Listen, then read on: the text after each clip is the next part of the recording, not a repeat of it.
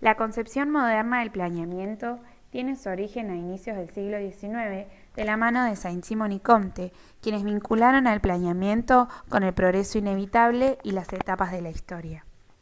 En este sentido, el término de planeamiento ha ido adoptando diversas concepciones a lo largo de la historia en función de las transformaciones sociales, políticas y de las construcciones teóricas en relación a los planos global, latinoamericano y argentino, como haremos mención al finalizar la línea. Si bien no existe una definición acabada, podríamos retomar la que plantea John Friedman, quien afirma que el planeamiento es una tentativa de tornar eficientes nuestras mejores comprensiones del mundo, para que se pueda encaminar nuevos cursos de acción. Dicho esto, hemos decidido tomar como inicio de nuestra línea del tiempo la caída de la bolsa de Wall Street en el año 1929.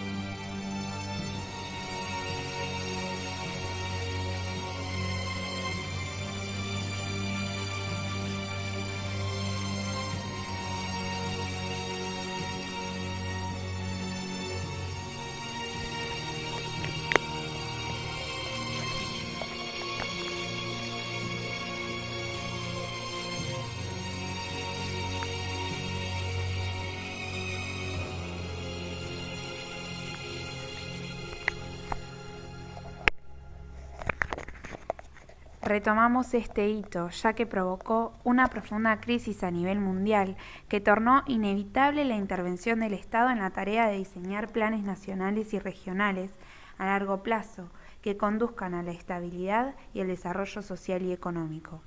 Siendo así, el Estado de diversos países de Latinoamérica comenzó a inclinarse hacia un rol más activo, recuperando herramientas de la planificación para las reformas sociales y educativas. En el marco de la Segunda Guerra Mundial, la producción de los países de nuestra región viró en torno a la elaboración de armamento militar, siendo funcional a este hito mundial y descuidando así la producción de materias primas, que como sabemos es la fuente principal de ingreso de nuestra región. En este contexto, además, se llevaron a cabo tanto en nuestro país como en los países vecinos diversas dictaduras militares que interrumpieron la vida en democracia, como la del año 43, llevada adelante por el general Pedro Pablo Ramírez y que duró al mando 3 años.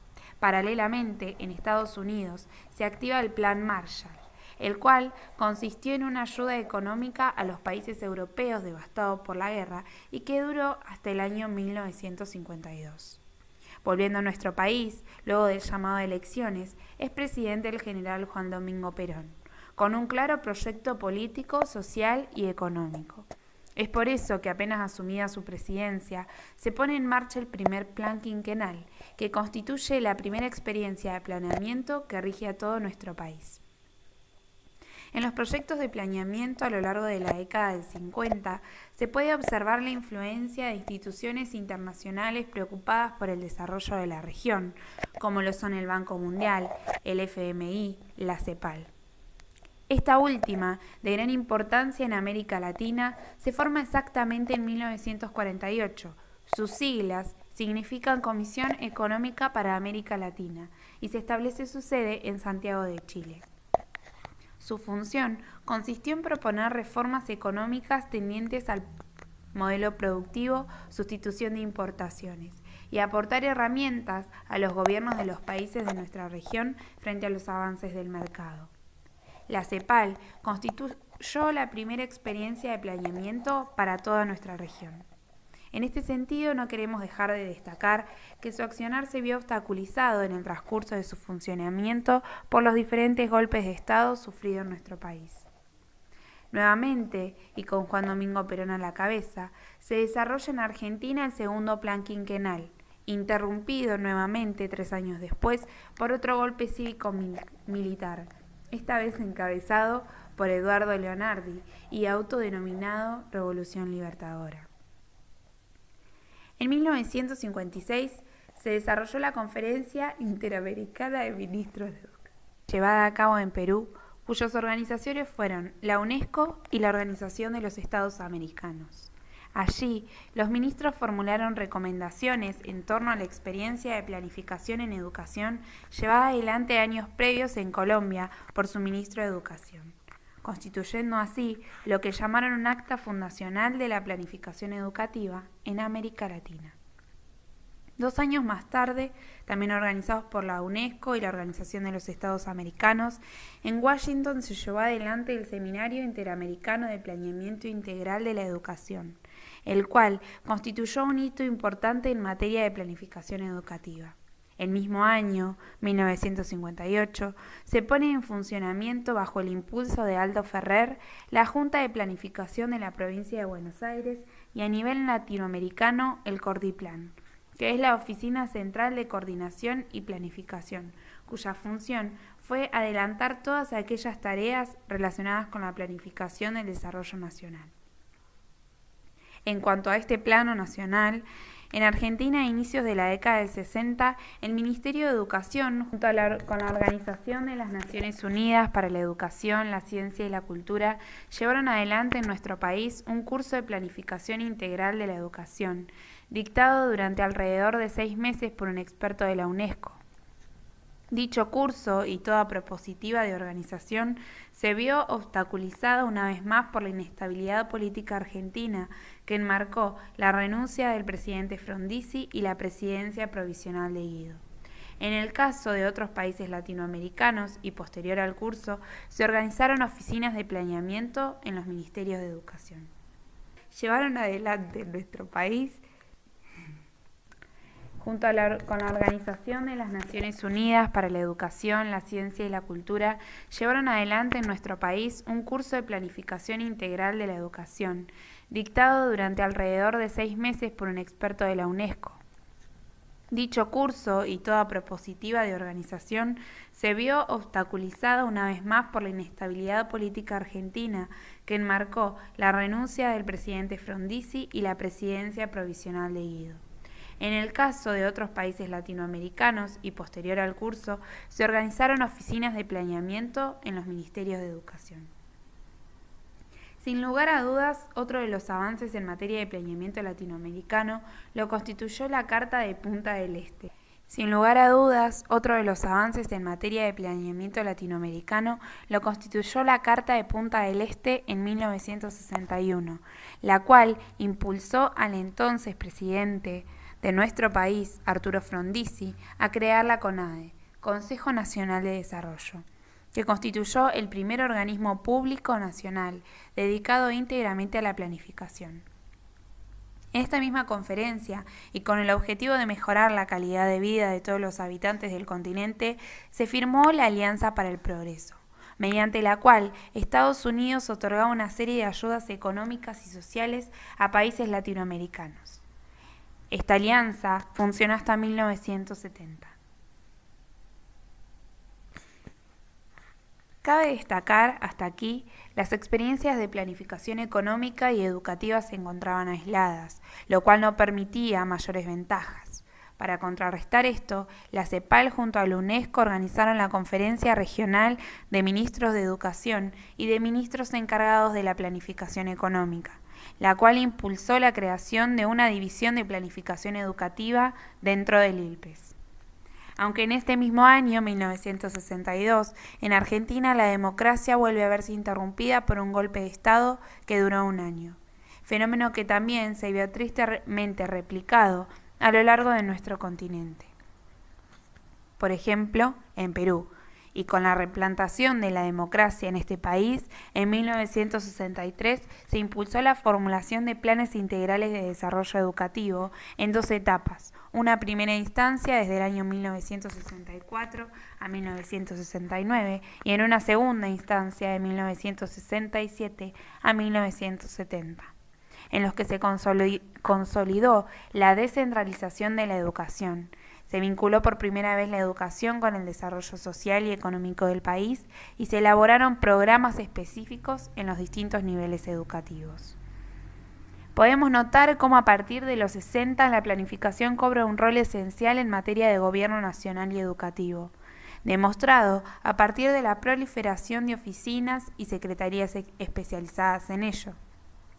Esto es así por el modelo económico y político de desarrollismo que tuvo lugar en nuestro país a partir de esta década. En Argentina, bajo el mandato de Ilia, se fortaleció la CONADE y se crea dentro de esta comisión el sector educativo. Años más tarde se crea la Oficina Sectorial de Desarrollo y Educación, la cual constituye la primera oficina de planificación del Ministerio de Educación.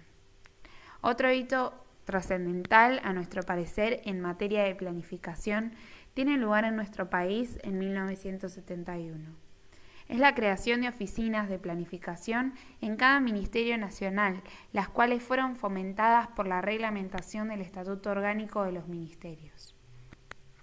Luego de varios años de proscripción, el peronismo vuelve a ser electo, con el general Perón a la cabeza, junto a María Estela Martínez de Perón, y con ellos se lleva adelante un nuevo plan de desarrollo, mediante el cual, por ejemplo, se creó la Secretaría de Planificación, Programación y Coordinación. A nivel global, se desata una de las crisis más graves de la historia, la crisis del petróleo, la cual generó profundos cambios sociales y económicos, sobre todo en países subdesarrollados como los de nuestra región.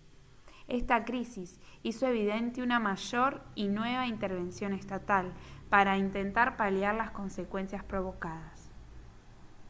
En 1976, nuestro país comienza a sufrir una de las más duras dictaduras cívico-militares con secuelas irreparables en todas las esferas y con un saldo de 30.000 desaparecidos.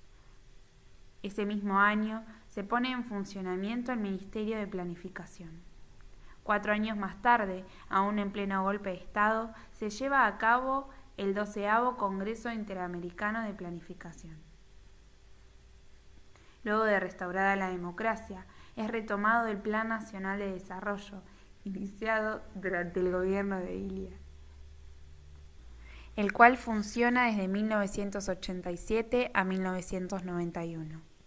Con la década de los 90 se inauguran en nuestro continente una etapa de políticas neoliberales que penetran en el planeamiento en general y en el planeamiento educativo en particular, hasta inicios de los 2000, donde se comienza a recuperar políticas nacionales focales. Quisiéramos cerrar esta línea del tiempo con la creación de la Secretaría de Planeamiento en el Ministerio de Educación en el año 2007. Sin embargo, antes de concluir, quisiéramos explicar que durante el transcurso de estas décadas los modelos de planificación fueron sufriendo mutaciones. Las experiencias pioneras y más ortodoxas de planeamiento se caracterizaban por su carácter normativo. Autores como De Matos van a recuperar 3 aspectos de dicho modelo tradicional: su carácter de voluntarismo utópico, el reduccionismo economicista y el formalismo, analizando de esta manera que las experiencias de planeamiento se hallaban regidas por la imposición ideológica de los planificadores, descuidando las realidades del grupo social que lo llevaba adelante. Un reduccionismo teórico al campo económico, al que respondían las primeras observaciones y diagnósticos, y en este sentido, un tipo de procedimiento mecánico donde se establecían metas y objetivos con sus respectivas vías de acción. Este modelo, al que también denominaron Plan Libro, diseñaba y fijaba objetivos con un fin último, que era un plan económico global que debía ser la aspiración y el eje articulador. Este tipo de planificación ignoraban los hechos impredecibles propios del devenir histórico y desarrollo de la nación, junto con la incertidumbre al margen de las posibilidades que el comportamiento del plan diseñado se mantuviese durante todo el horizonte. Por tales motivos, junto con la rigidez de los planes que imponían un reducido marco de adaptación, es que el modelo de planificación normativo expresó una rápida inadecuación en el plano de la práctica.